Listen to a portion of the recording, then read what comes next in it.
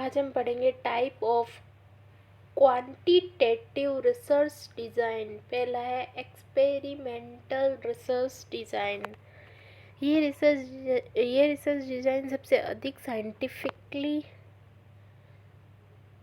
सोफिस्टिकल research method है।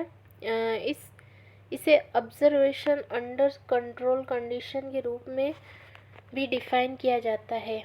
Experimental research design में independence variable smoking के प्रभाव को इंडिपेंडेंट वेरिएबल लंग्स कैंसर पर देखा जा सकता है। इसमें इंडिपेंडेंट वेरिएबल को ट्रीटमेंट या इंटरवेंशन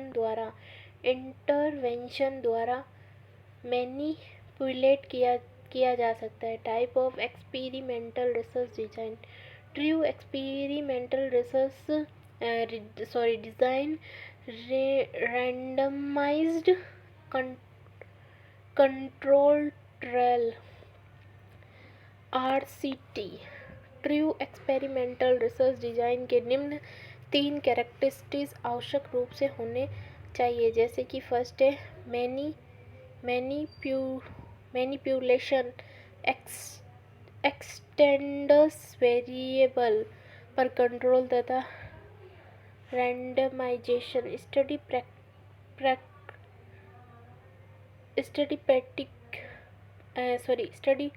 पार्टिसिपेंट के साथ कुछ करना, जैसे कि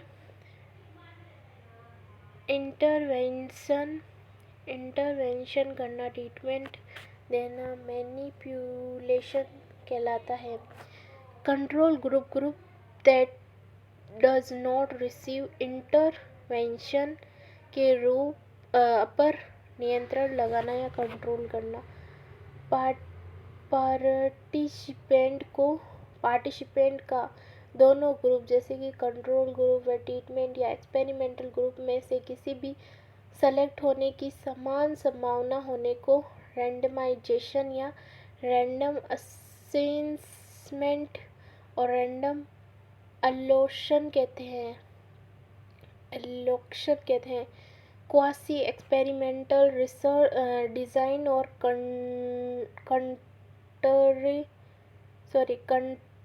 कंट्रोल ट्रैवल विदाउट रैंडमाइजेशन। इस डिज़ाइन में ट्रू एक्सपेरिमेंटल डिज़ाइन के समान इंडिपेंडेंट वेरिएबल का मैनिपुलेशन तो किया जा सकता है, लेकिन ट्रू एक्सपेरिमेंटल डिज़ाइन के विपरीत ग्रुप पर कंट्रोल व रैंडमाइजेशन नहीं होता है। ये रैंडमाइजेशन की अब्सेंस में इंटरवेंशन करना होता है। प्री एक्सपेरिमेंटल डिज़ाइन इस रिसर्च डिज़ाइन का बहुत वीक माना जाता है, क्योंकि इसमें रिसर्चर का एक्सपेरिमेंटल पर बहुत कम कंट्रोल होता है। ये रैंडमाइजेशन भी नहीं होता है। नॉन एक्सपेरिमेंटल रिसर्च डिज़ाइन या नॉन एक्सपेरिमेंटल डिज़ाइन और ऑब्जर्वेशनल रिसर्च डिज़ाइन। इस डिज़ाइन में इंडिपेंडेंट वेरिएबल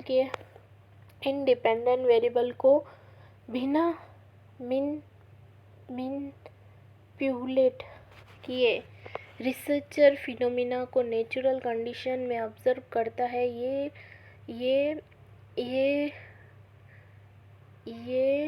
नर्स रिसर्चर द्वारा यूज़ की जाने वाली मोस्ट कॉमन रिसर्च डिज़ाइन है, क्योंकि आकांक्षा ह्यूमन कैरेक्टरिस्टिक्स जैसे बर्थ वेट, ग्लूकोज इंटॉलरेंस आदि को एक्सपेरिमेंटली मैनिपुलेट नहीं किया जा सकता। यदि इंडिपेंडेंट वेरिएबल को मैनिपुलेट करना अनइथिकल या सब्जेक्ट के लिए हार्मफुल हो तो इस डिज़ाइन का उपयोग किया जाता है। जैसे बर्थ वेट की स्टडी के लिए केस में हम बर्थ वेट एक इंडिपेंडेंट वेरिएबल को मैनिपुलेट नहीं कर सकते। जिन परिस्थितियों में एक्सपेरिमेंटल कंडक्ट करना पॉसिबल नहीं होता है, वहाँ डिज़ाइन का यूज़ किया जाता है। Type of non experimental research design. Descriptive studies, इसे एक फिनोमेना को बिना किसी मैनिपुलेशन या कंट्रोल के अपनी नेचुरल सेटिंग में होने के दौरान ऑब्जर्व, डॉक्यूमेंट व डिस्क्रिप्शन करने हेतु यूज़ किया जाता है। इसमें prevalence studies document the prevalence rate of condition at the time point, and incidence studies document the frequency of new cases को सम्मिलित किया जाता है। कोरिलेशनल रिसर्च, इसका यूज़ बिना किसी इंटरवेंशन इंटरवेंशन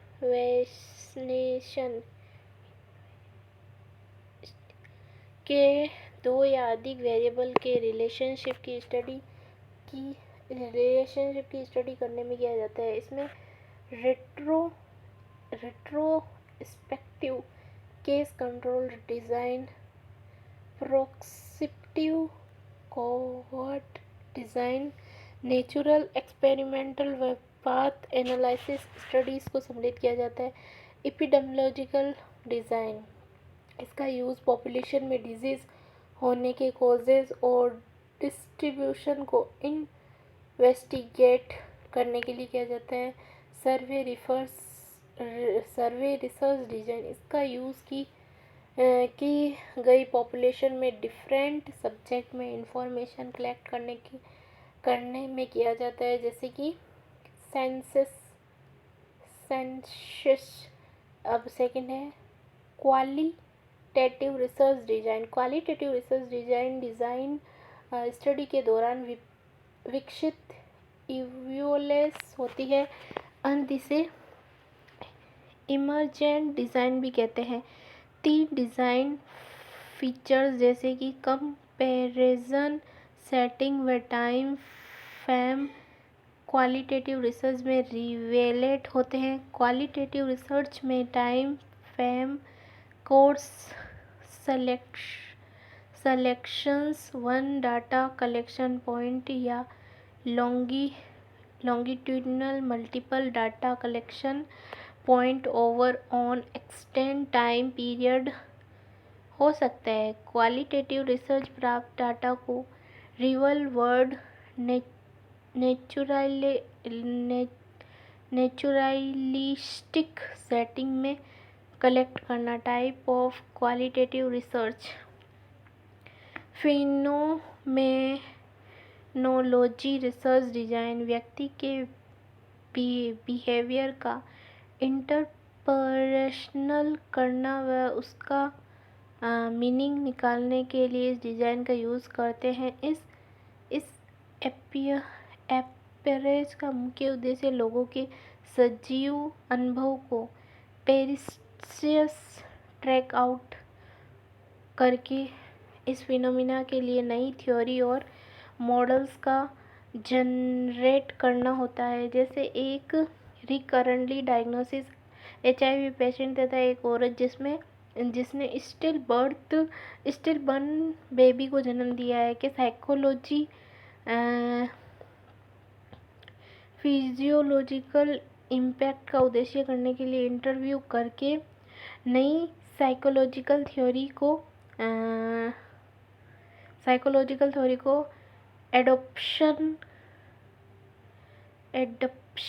डेवलप करना। एथनोग्राफी रिसर्च डिज़ाइन, इसमें कल्चरल बिहेवियर का डिस्क्रिप्शन व इंटरप्रेशन करना इन्वॉल्व होता है। ये एंथ्रोपोलॉजी के क्षेत्र से संबंधित होता है, जो लोगों के समूह के कल्चरल तथा लोगों के हेल्थ पर इसका इम्पैक्ट होने पर केंद्रित होता है। It is labour intensive, it requires long period month two year in the field. कुछ सेलेक्ट रूरल कम्युनिटी में रहने वाली महिलाओं का ब्लड डोनेशन के प्रति ब्रीफ का बिलीव का अध्ययन करना, ग्राउंडेड थ्योरी रिसर्च डिजाइन, ये एक सोशल सेटिंग में सोशल स्ट्रक्चर प्रोसेस का अध्ययन करने में यूज़ होती है। नर्सिंग थ्योरी की स्टडी करने के लिए इम्पोर्टेंट रिसर्च मेथड होता है, जैसे एम्स दिल्ली में एड्स से डायग्नोसिस, पेशेंट के रिस्पॉन्स में एडेप्शन प्रोसेस पर की जाने वाली study, case study research design. Case study का यूज़ एक सिंगल एंट्री जैसे व्यक्ति, स्थान व संस्था का इंडिपेंडेंट इन्वेस्टिगेशन करने में किया जाता है। अकॉर्डिंग रॉबसन, केस स्टडी का एक यूज़ एक सिंगल केस के बारे में डिटेल इन्वेस्टिव नॉलेजेबल डेवलप करने में होता है। नर्सिंग साइंस में इस स्टडी का प्रयोग सिंगल पेशेंट जो किसी एक स्पेसिफाइड डिजीज से ग्रसित होता है, nursing problem in deep study करना होता है। हिस्टोरिकल रिसर्च डिजाइन, इस रिसर्च का उद्देश्य पास्ट लाइफ से संबंधित क्वेश्चन का आंसर देना, जैसे इंडिया में नर्सिंग एजुकेशन के डेवलपमेंट पर एक हॉस्पिटल रिसर्च करना।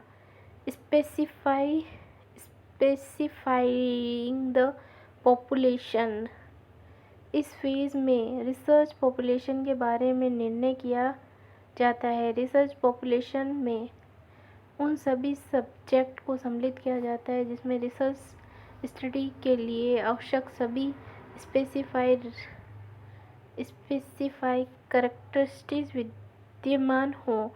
Developing tools for data collection, research द्वारा प्राप्त की गई इंफॉर्मेशन या एक बॉडी ऑफ फैक्ट को डाटा कहते हैं। नर्सिंग रिसर्चर में डाटा कलेक्शन के लिए यूज़ किए जाने वाले मेथड में interview, questioning, observation, biophysical measurement इत्यादि होते हैं। क्वांटिटेटिव रिसर्च में प्राप्त स्ट्रक्चर या सेमी स्ट्रक्चर टूल का यूज़ किया जाता है। Type of method and tool of data collection, type of method techniques है। Interview, two way communication tool for data collection, interview schedule, ओपिनिटरी,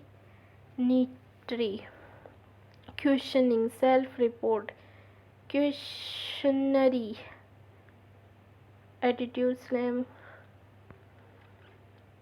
ऐसे की जाती है, ठीक है ना। थर्ड है ऑब्जर्वेशन करके, व्यू यानी देखे और सीविंग, इसमें क्या होता है, रेटिंग स्केल होती है, चेक लिस्ट होती है और विडो टैप्स फिल्म्स होती है, close circulate TV, any stores ऐसे कुछ होते हैं, उसमें विजुअल है ना टूल्स स्किल्स होती है।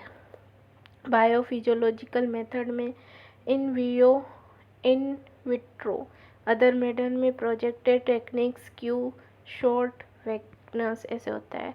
Data source, basically source of data are generally categorise in two categories, primary source, secondary source. Primary source ये फर्स्ट हैंड इंफॉर्मेशन होती है जो स्वयं रिसर्चर द्वारा रिसर्च सब्जेक्ट से इंटरव्यू, क्वेश्चनिंग, ऑब्जर्वेशन व बायोफिजियोलॉजिकल मेजरमेंट के माध्यम से डायरेक्ट कलेक्ट की जाती है। सेकेंडरी सोर्स डाटा जो रिसर्चर के अलावा अन्य किसी और के द्वारा डाटा कलेक्ट व साइंटिफिकली प्रोसेस्ड हो चुका है, जैसे कि जर्नली, मैगजीनरी, ये वही है, newspaper, government report, census report, patient records, 3 dissertation, unpublished record से कलेक्ट किया गया डाटा।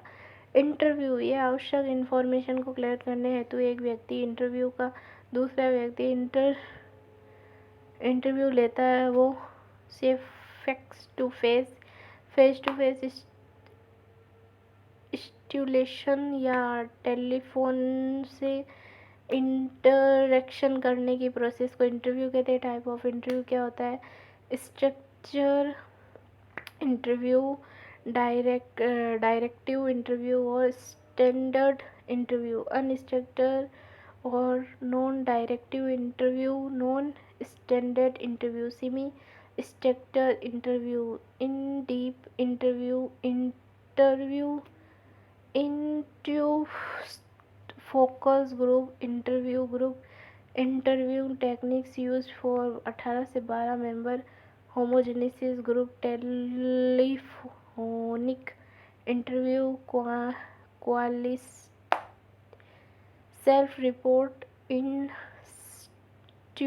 इंस्ट्रूमेंट ये क्या होता है? ये रिसर्च स्टडी कंडक्ट करने वाले टारगेट पॉपुलेशन से इंफॉर्मेशन कलेक्ट करने का मोस्ट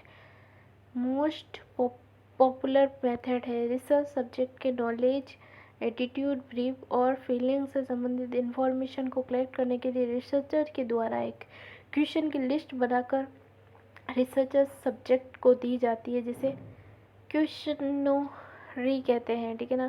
क्वेश्चनरी एक रिसर्च इंस्ट्रूमेंट है जिसका डाटा कलेक्शन में यूज़ किया जाता है। Type of question, open format और ओपन हैंड क्वेश्चन। ये क्वेश्चन रिस्पोंडेंट को अपने स्वयं के तरीके से आंसर या अपना ओपिनियन देने का अवसर देते हैं। क्लोज फॉर्मेट और क्लोज एंडेड क्वेश्चन, इसे केवल सेलेक्टेड अल्टरनेटिव द्वारा ही रिप्लाई करना होता है, जो क्या होता है?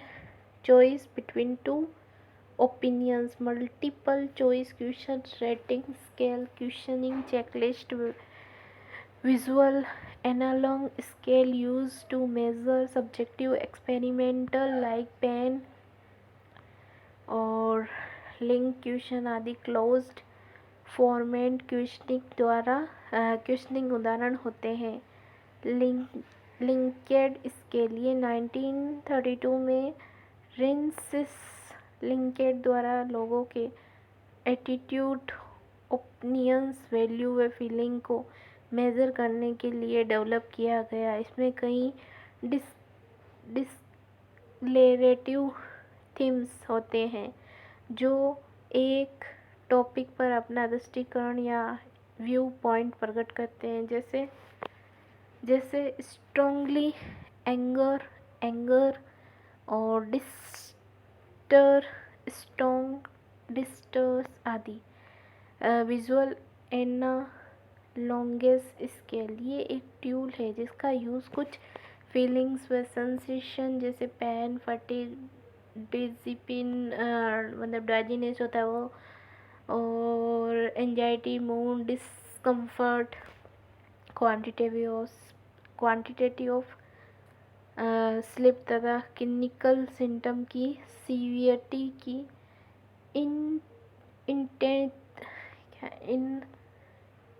इंटेंसिटी को मेज़र करना होता है।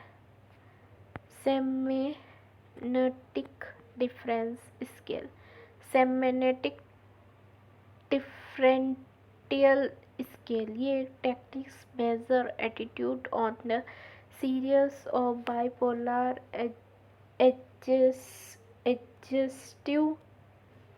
एग्जाम्पल, गुड और bad, effective, ineffective. Sources, participant statement लिखें। कार्ड से सेट से प्रेजेंट होते हैं या फिर उन्हें एक स्पेसिफाई डेमोन्स्ट्रेशन कार्ड में भेंट करने के लिए किया जाता है, जैसे most helpful, list helpful, never trust, always trust आदि। Vignettes, it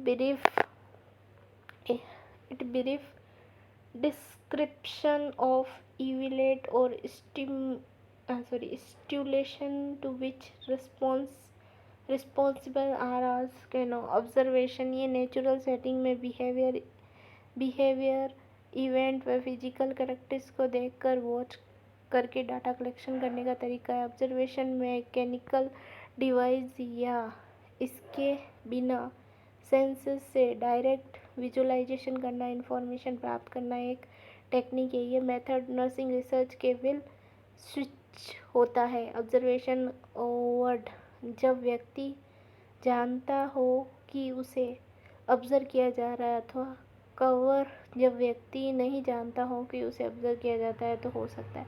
tool use observe or rating scale checklist routine scale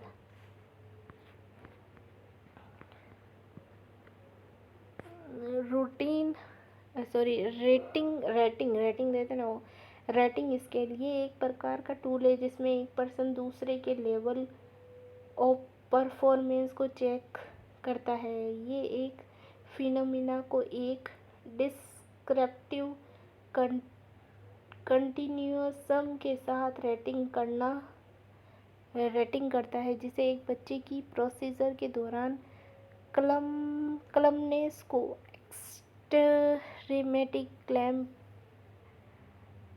nervousness ये सब कुछ रेटिंग दी जाती है, ठीक है ना। ये रेटिंग स्केल होती है और क्या है।